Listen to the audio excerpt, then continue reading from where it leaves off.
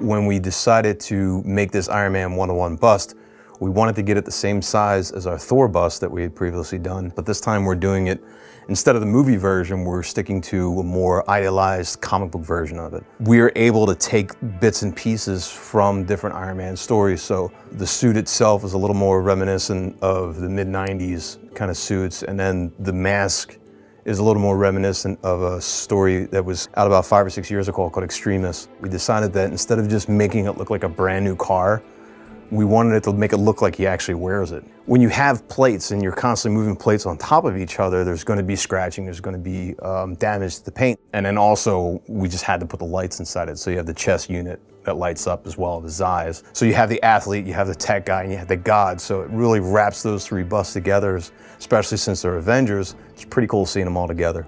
Norman Osborn, throughout the character's history through all the comics, the main thing is that, of course, he's insane. I wanted to do him because I always thought Norman Osborn, as far as Spider-Man villains go, was just one of the scariest and creepiest because aside from just being mean and evil, like all villains are, he's just insanely twisted and crazy. It's always been thought of as Norman puts a mask on and he's wearing an actual mask, but every time in the comic book that you see him, the mask seems like it's animated. So we wanted to give that feeling that it was one person, not just wearing a rubber mask. Andy Bergholtz did a great job at the teeth and the skin textures and everything that he put into the figure, as well as the scaling that's on his shirt that's prominent in that classic costume. So Andy sculpted the entire head. So there's a back of the head and everything. You can see the texture of the skin and all that. We decided to use real fabric. It just makes it that much more lifelike. Plus the customer will be able to take the hood off, you know, you can see his head under there and it's a little bit more interactive that way.